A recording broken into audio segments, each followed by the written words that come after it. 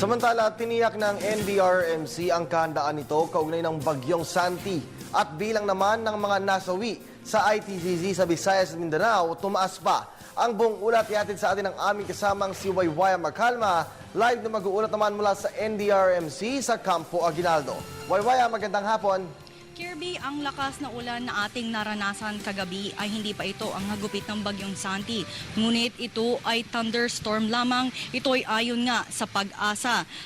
Dahil kanilang alas 11 lang ng gabi, kagabi, idiniklara ng Pag-asa ang Metro Manila na kabilang nga ang Metro Manila sa signal number 1. Ayon kay Major Reynaldo Balido, ang tagapagsalita ng NDRRMC, wala pang naitatala ang kanilang ahensya ng malaking epekto dulot nga ng bagyong Santi. Pero nagtala naman sa higit 400 pasahero ang stranded mula pa kahapon.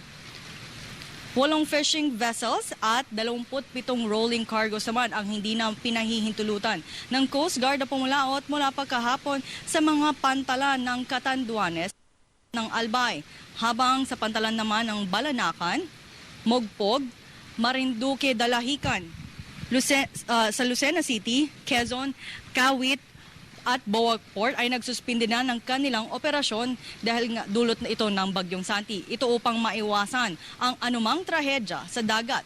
Maging ang DSWD ay nakapag-preposition na ng kanilang relief goods para sa mga maapektuhan ng bagyo.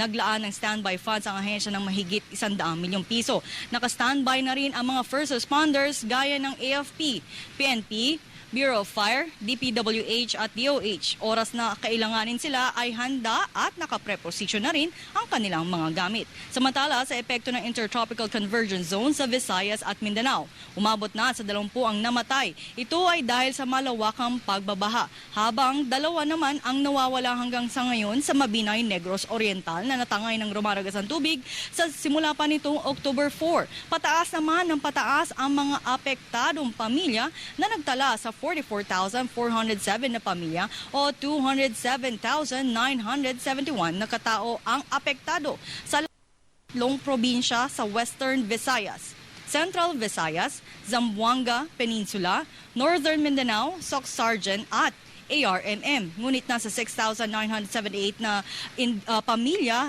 or 6,978 na pamilya o 32,556 na individual lamang ang nananatili sa mga itinalagang evacuation centers ng lokal na pamahalaan, habang nasa higit 86 na milyong piso ang inisyal na halaga ng pinsala dulot ng ITCZ. Sa infrastruktura ay nagtala sa higit 44 na milyong piso at sa agrikultura ay nasa 42 milyong piso ang naitala lamang sa lalawigan ng Negros Occidental.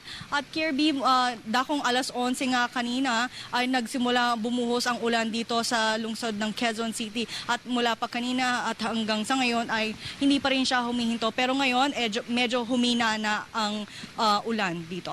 Kirby, yan ang pinaka-latest update mula rito sa Campo Aguinaldo. Maraming salamat sa iyo, Waywaya Macalma.